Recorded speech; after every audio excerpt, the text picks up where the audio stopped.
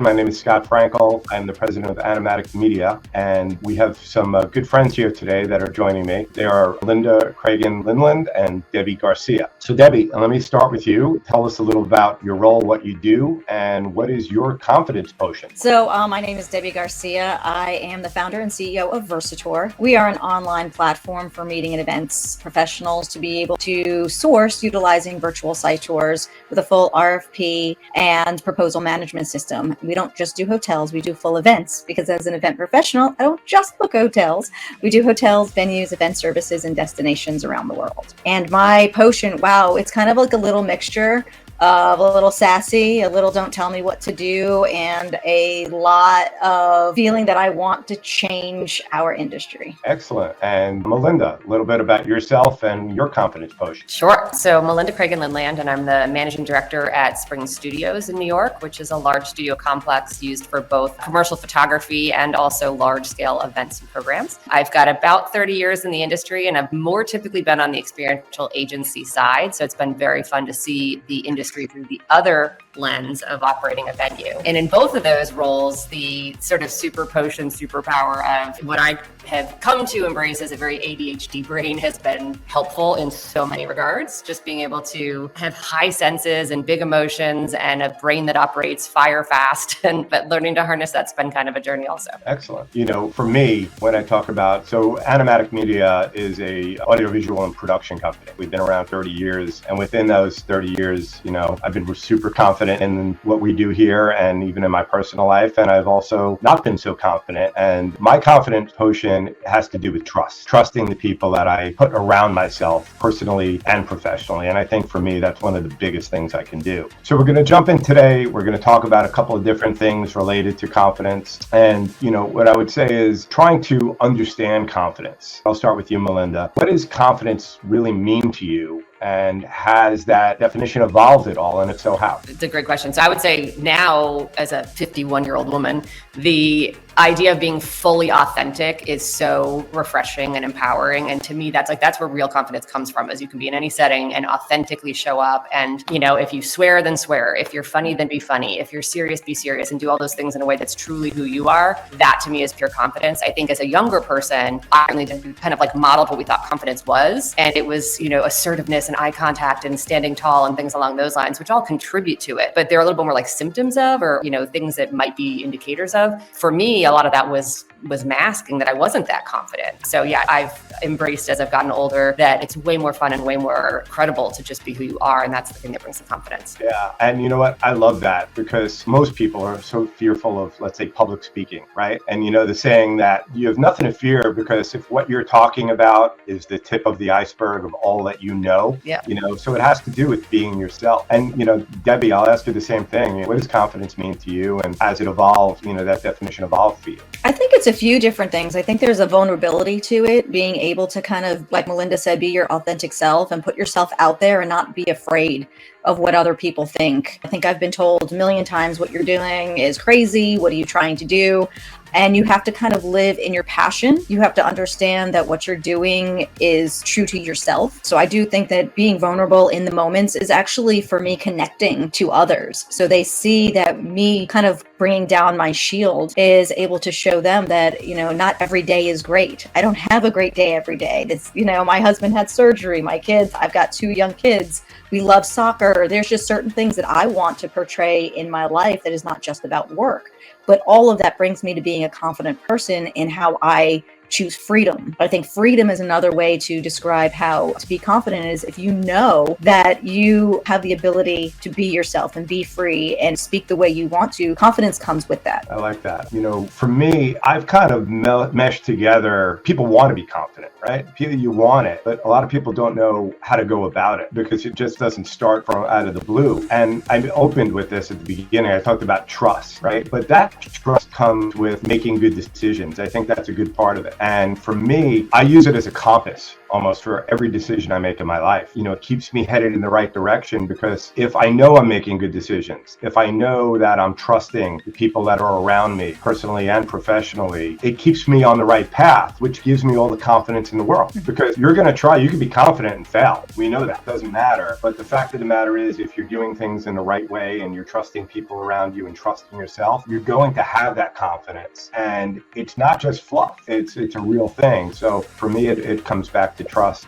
and that's how I define it. Melinda, have there been any moments, where you've lost confidence, and, if you feel like sharing that, what have those been and how did you deal with it? I mean, plenty of moments where I have, whether it's a temporary setback or more of a fundamental shift. And I think the one that's probably the most relevant for anybody listening in is, at different points in my career, I wasn't as objective about recognizing when I was no longer in a situation that kind of set me up for success, that I was perhaps surrounding myself by too much a committee kind of thinking. I find that I'm very entrepreneurial. I find that I'm almost best when I'm able to kind of make some moves and make some calls and make some take some risks. Even if we fail fast, we can kind of pick ourselves back up and go ahead from there.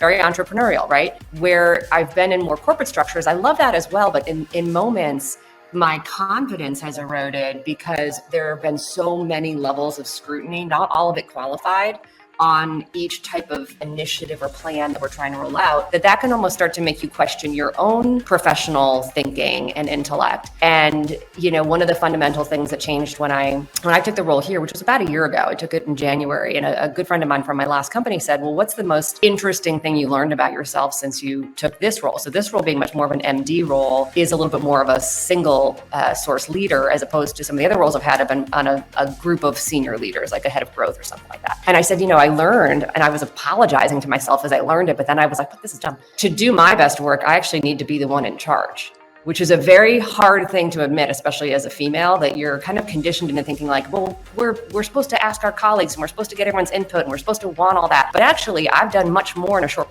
period of time being comfortable embracing that. But I had to learn first about that, I was allowing the culture of the companies I was at, which were incredibly communication and community based, to almost impact my own confidence, that I was, that it was watering down my strength and my superpower. Wow. And you know what? We've all been there in some manner, shape, and form, right? The other thing is, we're the sum total of our life experience, right? Now, we know it all. We know all of our own history. So I've found that spread a little too thin maybe over the years from time to time, and losing focus makes me lose confidence. I mean, it's happened multiple times over the years, and it's really going back and reflecting on the wins, right? Not getting distracted, knowing all the baggage. Carry your experiences as a school and not a burden. And I really try to stay focused on that. Debbie, what about you? What are your feelings on times that you might have lost confidence? I think it does go back to, becoming an entrepreneur,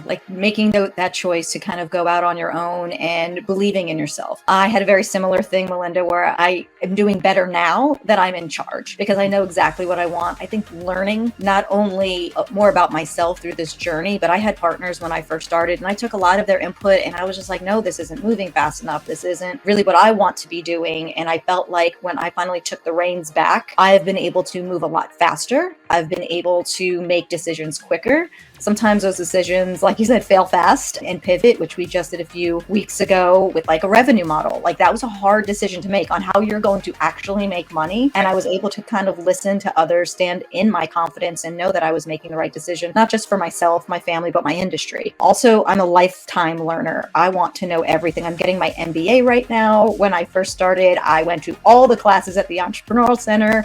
I've taken accelerators. I like to listen to people. I don't go around saying that I know everything, but I do take it all in and make confident decisions. And I think that when I first started, oh gosh, I just listened to everybody. I mean, I was just like, oh, they must be right. They must know more than me. I'm a newbie at this. I spent half of my career in media, and I came over to the events industry actually through production, which is very interesting because I produced radio shows, I produced television shows. And when I came over into the events industry, which is very similar, you just don't feel like you've lost out on time. And I had a lot of catching up to do to understand, and I think that I took that as a way to diminish my confidence, even though I knew that I'm going to learn the most. I'm going to know everything. I'm going to become an expert on this. And that's how the confidence kind of came up, was understanding people's pain points, and I was living them as well. So yes, there have been so many times when I've lost the confidence, but there's also those times that you just pick yourself up and go, I know this, and I'm going to be confident in myself. And if I'm going to make a wrong decision, then I'm going to make it big. Yeah, I could totally relate with that. This company is I was 29 years old, been in the industry almost 35 years myself, not from this industry. So not really being in this industry to jumping in and starting a company in this industry, there were so many times of self-doubt and confidence issues early on, and then even along the way. Why isn't the company growing as fast? Our events are top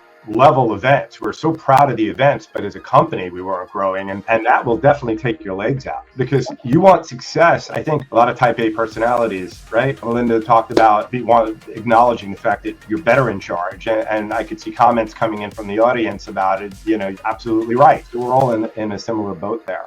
Was there something you wanted to add there? Yeah, well, I was going to mention, just in terms of what Debbie was talking about, that the journey to figuring out that you are meant to be a business leader, owner, entrepreneur in your case, I think also it's informed in part by having been in bigger structures, right? Bigger teams, whatever. And so I'm for sure better at doing this thing of being in charge because I was able to have my thinking tested over the years in other environments. So I think part of it's probably a little bit of an age and stage thing. And then I thought, as you were talking, Scott, about our industry, it's our craft professionally is doing things with excellence, right? We're production-minded, detail-oriented people in terms of the service we bring to our clients from whatever seats we're occupying. So professionally, I think a lot of us lean towards our exceptional levels of competence to build our confidence. That's the thing that kind of is our, we probably mask behind copious levels of preparedness and skill sets and spreadsheets or whatever our tool of choice is. I think it's really interesting then when you step out of your competence lane from a confidence perspective, and all of a sudden you're just in the real world and you're having to interact with people socially or romantically or whatever the thing is, and you don't get to lean on how competent you are, and it's like I find myself defaulting to that to try to still be like, but look, I'm great in the pickup line, like I'm the first car here, and like nobody cares, right? So that's learning how to adapt and figure out how to find the confidence in different moments is also one of those like lifelong journeys and adventures as well, Great point. Debbie, how have you managed times of self-doubt, or what some people call imposter moments? Oh yes, all the time. I think that, having an event tech startup, I'm in several different roles. I'm an event professional as well, a planner. I came from the supplier world. I think that there are times where you're just like, I can't do this anymore. Who the heck do I think I am? But you lean on others. I think that a lot of what I've seen is that when I'm feeling the worst is when the community comes and, rallies around me. I don't know how it happens. It might be like a universe thing. I don't know, but it seems to keep bringing me back even when I have self-doubt. Like it happened the other day, even just a LinkedIn post from someone, asking about what my company was to a bunch of people who I know. And it was not like planted or anything. I did not even know this person, but he heard about it and found out, and it started a huge conversation. And at that point I was like, well, I just can't sell. Like, what is going on? I'm kind of like having a hard time here. I just won an award here in Nashville from our entrepreneurial center. It was a big deal, and for hospitality and retail startup. And it was, at that time, I was like, maybe I just give it up, but I know every day I'm working towards helping others. And I think that the imposter syndrome, it creeps in, but also, I don't just do this. I'm a mom, I'm a wife. I take my kids to dance. I take them to soccer. We actually are hosting 2 academy soccer players here. I have 2 extra kids that we took on. Those are the things that are filling my heart. And I think at the end of the day is when my purpose is to show others that their hearts can be filled as well by using something that I created, is where my ultimate goal is. And that is when I pull myself right back out of this imposter syndrome. It's just, you just keep working toward the goal, the vision, the mission, and you're going to help others, and they're going to recognize you, and you will grow. And I think that is one of the biggest takeaways I have from this imposter syndrome that just creeps in all the time. Yeah, phenomenal point, because, we're here on this webinar and we're talking about, confidence, but what you bring up is we're so much more than what we do at work, right? You may have good days, bad days, you have them personally and professionally, but, take the wins, whatever those wins are. What you're doing, hosting 2 extra kids, it's phenomenal. So take the wins when they're given you. And I did want to just just mention one other thing, because all three of us talk about owning businesses and running businesses, things like that. So for those of you who may not own a business, right, be running a business, just same way I tell my staff, I've told my children throughout the years, whatever your role is, your job, if you handle that as if it is your business, right, that role in your job is your business, kick butt in it, do everything you can, and that's your own little entity there. So Linda, any rituals or mindset practices that help you show up strong? Yeah, and actually it ladders to this sort of notion of imposter syndrome. So, my sister's this wildly creative architect, absolutely phenomenally talented. And she wrote this great piece the other day about kind of embracing contradictions. And it's been in my head since I read it. And I think that one of the greatest things about imposter syndrome actually is you actually get to a point where you're like, I actually identify as an imposter, right? Like I don't fit anywhere. And I love that about my strange little personality. I was like a ballerina at a school that was all sports and jocks, right? And I'm a single divorced mom who works in New York City in a town that's very bedroom community and whatever. So like all these little things, like every place I show up, I'm some version of an imposter. And I used to think that was a challenge or a problem, whatever. And now it's very much sort of like, that's my shtick. That's like the thing that makes it kind of fun for me to probably be around on some days, because I'm always going to bring some random story that no one saw coming or whatever the thing is. So I think that's from a ritual perspective, it's a mindset shift going into these environments. Instead of seeking to fit in so much, it's just seeking to be that authentic self and enjoy the fact that I'm probably on the guest list because I'm not like everybody else. And that's going to diversify things a little bit and make it hopefully more lively. That's so funny. I just told my son the other day, I was like, I was the weird kid. I was the cheerleader that played drums in the band. And that's me. Like, that is going to be the weird person who's just going to show up. But obviously, like, we have the confidence to do that. It's all true. It hits home. It goes back, and so many stories pop into my head.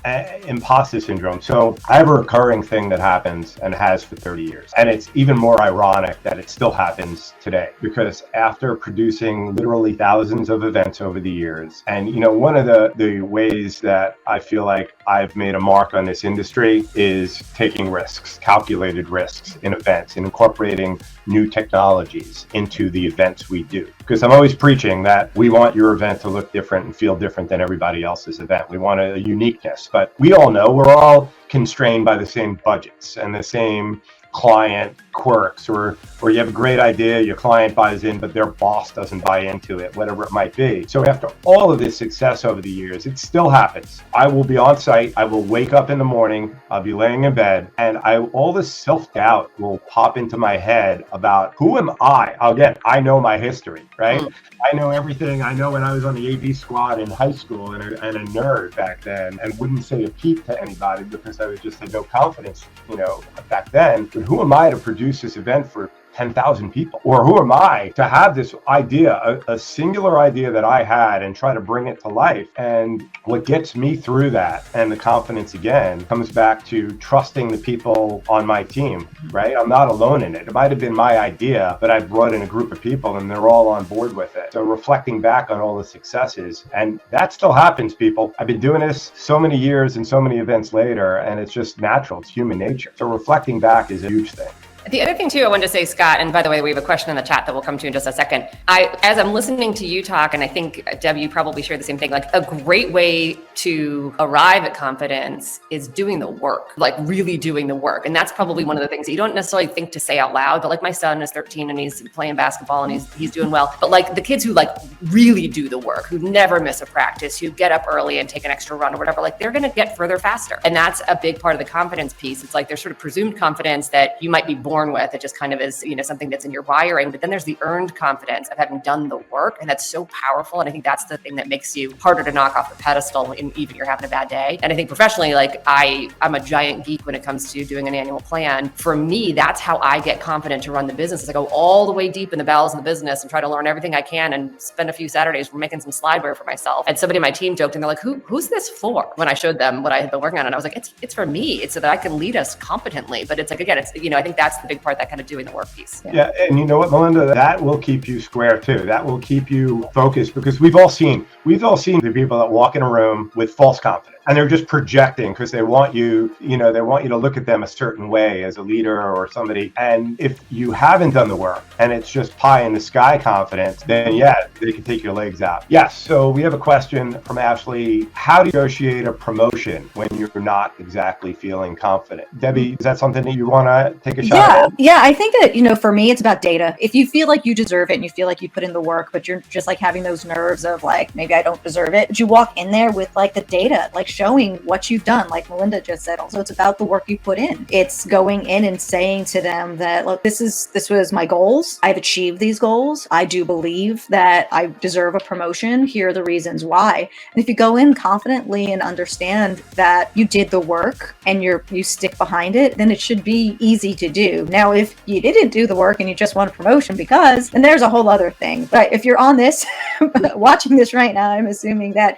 you are doing the work to improve yourself. And I think that if it's not being noticed, you have to bring it up to people. That has happened to me in many, many jobs. Before I started my own company, I'd be like, I deserve this promotion and you have to go in. And I was terrified. I would never ask for it. I would just like go to my friends and be like, I think I deserve, like, I think I'm ready for it. And like, no, if you want it, go for it. I mean, the thing is, I always say the worst that anybody can say to you is no. I think that if you are already in a role that you can see the white space ahead of you, you can see the role you're trying to ascend into, just start doing it. And the worst thing that can happen is somebody, and depending on how big your company is, sometimes companies, there may be rules against that. But generally speaking, if you're in a smaller company, you can almost always kind of skate to the puck and figure out what it is that you can do to add more value. And then kind of point to the fact you've been doing that. And I've often written my own next job description and taken it to somebody and said, this is where I know I'd like to go next. I've solved these business problems for you by doing that. So put it in terms they care about more than your own career and your own salary. And by doing that, you've already demonstrated to them a level of empathy for their role as a leader that shows your value even more than your current role. The biggest thing that turns off managers when you're trying to ask for a promotion is you're blind to their realities and their norms and needs. Like a lot of leaders can only promote certain times of the year, or maybe in a budget freeze where they're not able to do anything no matter how great they think you are.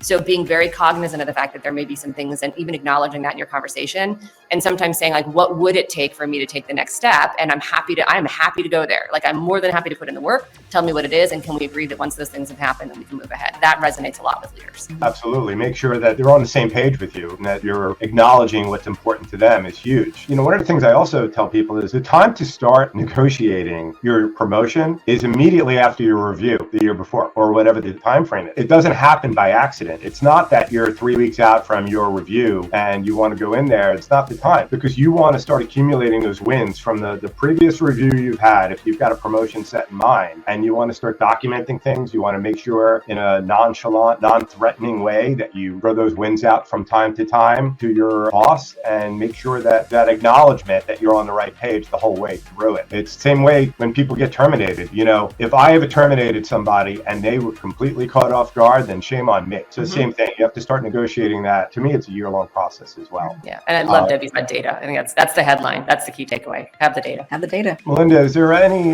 way that you could tell people that small, everyday things that you could do to build confidence at work and in personal life? Yes. And one of the things I actually struggle with, which can erode my confidence, and it does come up daily, is anxiety. So I think that the worrying that you had talked about, Scott, earlier, some of the things that might wake us up at night that are an impediment to starting the day strong, I would go through a lot more sort of self-doubt exercise alongside that anxiety, that I would sort of be like, well, the sky is falling, all the things and what have you. Naming it and talking out loud and sort of saying I'm worried about this thing, or I'm anxious about it, or just simply taking a step. Those are really, really helpful daily rituals and sort of life hacks I have found, that the thing I'm worried about the most is often the thing I just simply haven't started yet. So trying to kind of make a list and even taking one small step. I mean, I remember in the pandemic, I probably share an experience that many of you had in the event business, where after months of trying to recalibrate our business, all of us in leadership also ended up on a furlough at some point. And I was terrified. I'd like just bought my house. I had,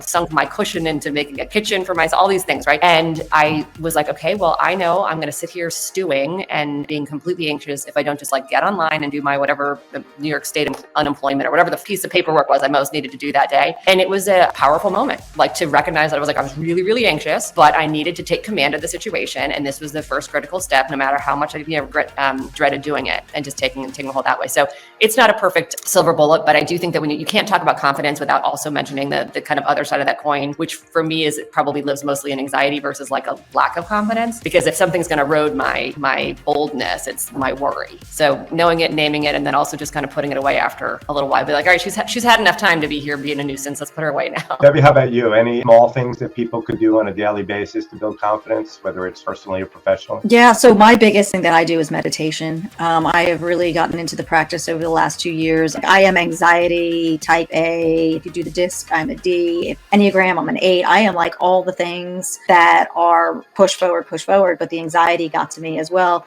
And I started doing meditation and visualization. And when you really get into visualizing what your future can be, you can see it. And if you can see it, and at first I did not, like I'd be doing this visualization. I'd be, what is wrong with me? Why can't I see what this role is, what my future looks like? And it takes a long time, so you have to be patient. But every day I meditate and I look at it. The other thing Melinda kind of went on was naming it. Mine was write it down. Right. You name it, you write it down, you say what the problem is, what is stopping you. And I love doing things even further, which is like ripping it up, burning it. Like, this is the thing that is going to go away from me. I am going to get rid of this self-doubt. I'm going to get rid of everything that is not working for me. I had to write some stuff down. Other life hacks. I literally I'm going through so many Post-its, but I write down every day the top 3 things I need to get done that day. And it doesn't have to be the big, huge things that I'm going to solve world's problems. It might just be like, today I have to make that appointment for my son. Today I've got to follow up on this RFP. And today, like, these are the 3 major things I need to get done today. And really, and at the end of the day, I throw that out.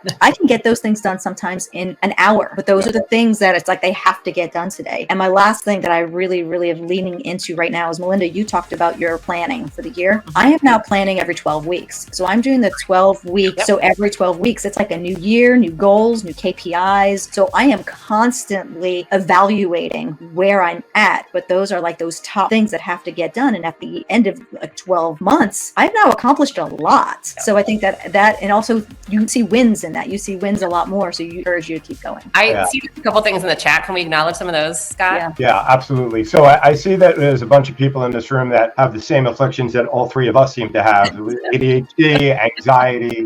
So some of the questions are about, what else has worked for you in setting external mentorship and sounding board structures that work without spreading yourself too thin. Thank you, Erin, for that question. So Melinda, is that a question that you'd be interested in answering? Yeah. First of all, hi, Erin. I think the term may be triangulating. I think that's the correct term, where like you, especially with ADHD, you get to clarity by talking out. What you like, part of the mental process is that you have to sort of speak out loud to get your thoughts crystallized. And I have found that I achieve 2 things in one by doing that, embracing it, as opposed to thinking of myself as just someone who's chatty. I recognize it's part of my process. And I will often have colleagues at work who become part of that for me. They're confidants of sorts. But if it's somebody that's not even as senior as me, it becomes a vessel for mentorship. And what I mean by that is taking somebody who's a rising star into the fold and allowing them to see some of the things that your brain needs to work through as a leader when you trust them, to your point, Scott, on the importance of trust. That is like invaluable for them rising up and getting a look behind the curtain to what types of things they're going to need to solve in the future. And it makes them feel like an important part of your strength and power. And then it's serving a purpose for me also. It's helping me get perspective from a person I really value and can think out loud and so forth. And I know that's not something that is unique to an ADHD brain, but it's critical for an ADHD brain to get to clarity. Like, we almost can't get there without that step. So that's one thing.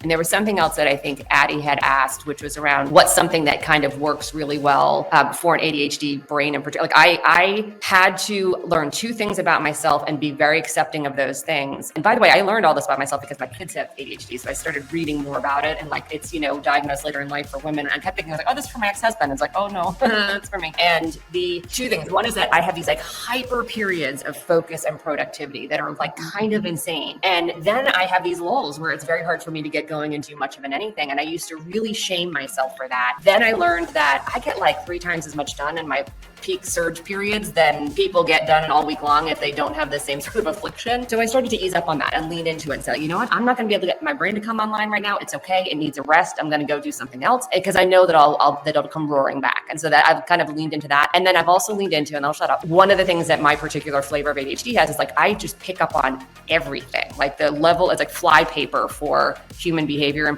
particular, and recognizing that sometimes I can almost be overloaded in a room full of people that are all kind of giving something different at that table, and that I might need to step out and just take a second to kind of like process all that and then get my brain back into whatever the task at hand is, because that's where some of that sensitivity is, like the dysregulation of your emotions when you have ADHD is because you're picking up on stuff that your peers may not pick up on, and it's easier for them to just bounce right back if somebody gives them a look or breathes a certain way. So when you recognize that that's a thing that you may encounter with some of that dysregulated emotion and that hypersensitivity, A, learning when you have to step out and just kind of let your brain reset, and then B, turning it on as an amazing trait. Because if you're in sales, for instance, you can read the room and you can read the seller better than anybody. You can anticipate their next move better than anybody. So these are all things that I think have just ended up becoming helpful things to reverse the narrative and turn it into a positive. Great, phenomenal. I do want to just touch on one thing, because in anticipation of, I knew I would be asking a question about small things that we could do. I did come up with a couple of quick ones. I just want to make sure I get in. So first of all, goal setting. So I'm a huge old-fashioned goal setter. I have my cards. I write down my short-term goals, my mid-term goals, and my long-term. I literally do a 3-month, 6-month, 1-year, 5-year, 3-year, 5-year goal. I read them every single day. And I know it sounds a little hokey, but if you buy into this and you do this, you'll see your goals starting to come through, and that builds confidence like you can't believe. I know in the military, you know why they first thing they do when you wake up in the military is make your bed, right?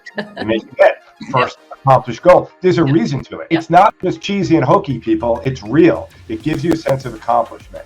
And the last thing I just wanted to mention, speak up in small moments. If you lack confidence of any kind and you're in a situation and you're not somebody who would normally comment during a meeting in your office or community meeting in your hometown, you have something to say, speak up in a small way, and that will be a building. That's the first step, like Melinda said, in starting to build something there. Debbie, we have a question I think I'd like to throw your way as well, is how do you rebuild confidence after a public mistake? I don't know if I've had like public mistakes. I kind of look at them as opportunities, as how do I fix this? I don't look at things as mistakes. I think that things happen. Or things go wrong. They don't go wrong. Things go wrong all the time. And I think that, coming back from that is just understanding, and if you need to apologize, if you need to own it, you just have to own it. I think that, instead of deflecting or blame, you have to take ownership of whatever mistakes or whatever happened, and then turn that into the positive. Like say, okay, this happened. What did I learn from it? And what can I do better next time? And I think that,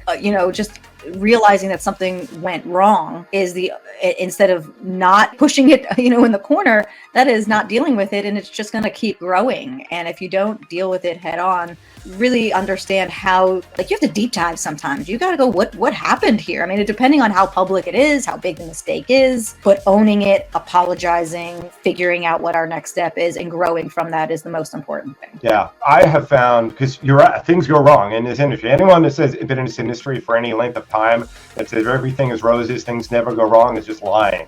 Period, end of subject. But that owning it, because we've had things go wrong here and there, and it's like a breath of fresh air once you've acknowledged and owned it. And what you just said, Debbie, is the real key, is learn from it.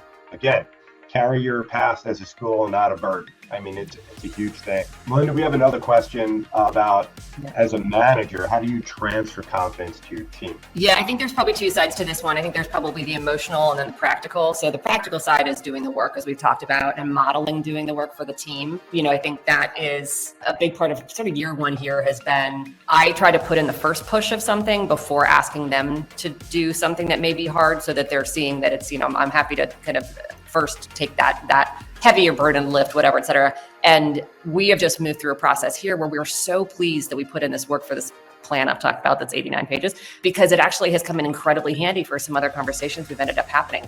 So that's been great. Now, that's the practical side. That's making sure that they have confidence because we set them up correctly by doing the work that's expected and not trying to skirt through it.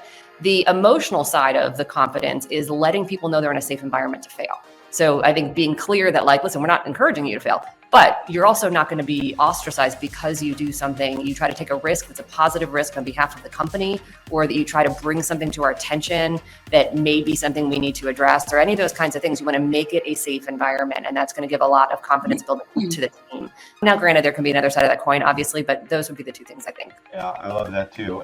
Debbie, you have thoughts on this? It's really interesting because I have worked in smaller teams. Like, I don't have large teams. A lot of the teams I have are not like W-2 employees. So it's, it's a lot of remote workers, and just being able, like Melinda said, showing up. I think that if you are not willing to do it, then how can you expect someone else to do it? I also think that checking in with people, especially with remote workers, it is so hard right now to know what people are going through, and not having that communication every day with people. Or as a leader, you just have to say that you're there, you're open. You start off your meetings with, tell us about something about, that not job related. Bring people in as a human being, treat them as a human being, and being able to show them that confidence comes from showing up, doing the work, and being able to feel safe. I think that is my biggest thing. Is I felt like at one point with my team, I became more of a therapist than their boss. Yeah. But that is one thing where I felt they trust me. Yeah, and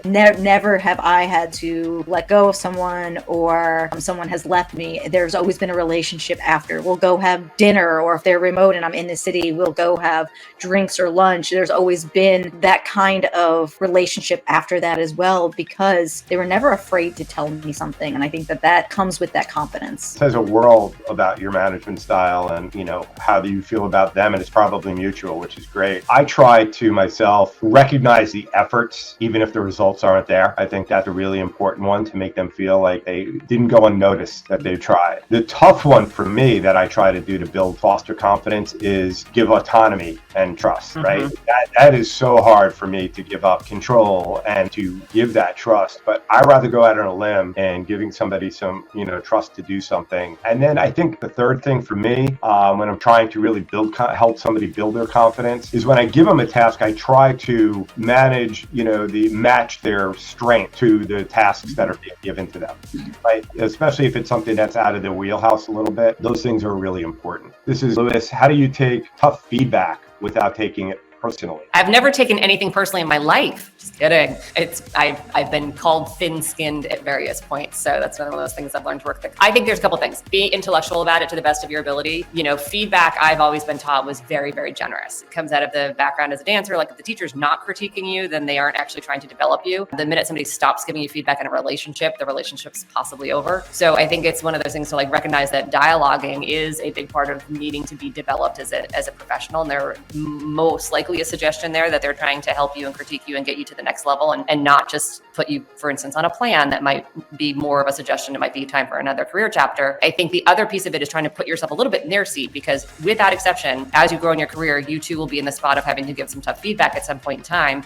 And normally it comes from business practicalities at root, as opposed to more personal. Now, sometimes people are bad at giving feedback. Sometimes they make it personal, and you have to recognize that also. And that can help you to kind of gain some objectivity about it. But if it does appear to be correctly delivered and it's sincere in nature, then recognizing that you're not supposed to be perfect at your job. Part of the process of getting better at your job is taking on board feedback, and then kind of putting it some buckets in your brain of this is something I can immediately address, and it doesn't feel that sensitive or personal to me. This one hit a nerve, and probably because of my own stuff, not even because of something that somebody said to me, but it might draw back on some of my own, lived experience or whatever. So try to just understand where they may be coming from, recognize that it's generous, recognize that you can kind of couple it a little bit, and that makes it easier to digest. I totally agree with that. For me, I usually just try to, because it scratches what I call scratching my record, right? I wasn't expecting that feedback or unsolicited feedback. I usually go in my thought process of how hard that probably was to that person to say that. So where is it coming from? Is it coming from an area of curiosity, or is it coming from just a critique? Debbie, you have thoughts on that? How to not take it personally? Yeah, I get feedback every single day. I'm building an event tech platform every day. There seems to be, a bug or an issue, and I have to go fix it or get the developers to. But one thing that really stood out to me that's a little different is, who is it coming from? Do I respect this person? Is this person who I admire or someone I want to be like? I'm not going to take feedback and take it personally from someone who may be in a position that I don't respect. or if they don't have integrity, or if they come off to me as someone that I don't really think has the right to say. I don't want to say it in a way that, that they don't belong in the room, because everyone's feedback is valid. But at the same time, you can't take everything personally, and you can't change everything based on one person either. So I do think that taking feedback and digesting it and understanding that, is this someone that I trust, that I believe that this feedback is warranted, is kind of, I know, a different approach to it. But, you get feedback all the time. And like, I get people who are like, well, I don't like this because, and I was like, well, other people like it. This is what I created, and maybe your feedback is not valid. You don't have to use it. It's like at the end of the day, I'm not for everyone, Right. But at the same time, you do have to recognize if it is valid feedback. You do have to take it and digest it, understand why they did, and see, maybe you got to look at your own faults, because like even Melinda said, most of the time it's about your reaction instead of your response, and you have to just kind of take it in and respond accordingly. The other thing too is like, is it trending feedback? Because it's very possible sometimes when we get feedback that it's more subjective, and it's just that we might have a style that's out of alignment with the other person. So if it's trending and that more than one person has made this observation, or you sense that more than one person may be experiencing, then it's even more valuable in a way than something that may be a little bit more style clash. Yeah. I'm in the South, as my fellow New Yorkers here may understand, but I am in the South, and I've heard that I am mean. I do not have a mean bone in my body, but it's sometimes my tone of voice, or my expectations are high because of the fast pace of growing up, where we are. And then in the South, it comes off as I'm mean. And I was like, okay, I'm going to take that and maybe soften my approach. And I have learned from that on how to respond better to people, instead of kind of that quick reaction where we're quicker. We're just like, even our tone of voice is different, our accents, like people are just offended sometimes by the way I speak. But you can't always take it personally. And I'm super to that feedback. I'm super direct too. I think I end up surprising people because my personality is more chatty and bubbly. But then when we've shifted gears, and I am very direct with my team, and I will sometimes say things almost like unvarnished. But I've also looked at that as like, I'm getting you further faster by just saying the thing, as opposed to kind of tiptoeing around it, et cetera. By the way, I think it's also great to understand, like, where does everybody have proper review processes? Do you do, actually, to Scott's point, do you have a grown-up proper review? Because if you don't, and you're getting feedback, that's a nice opportunity to say to your boss, could I work on an annual process, even just informally with just the two of us? Can I put something in as a 6-month follow-up to have this conversation again, see if I've made any improvement? Those are just those kind of proactive steps you can take, Absolutely. We have another question I could just jump in and take. How do you not freeze in a situation where you're around somebody who, whether it's reality or not, is 10 times ahead of you, and somebody who maybe you're threatened by? So I say, change your mind frame about it. Absolutely. Approach that person in a position where you're putting yourself under their wing almost. Learn from them. Use that as an opportunity.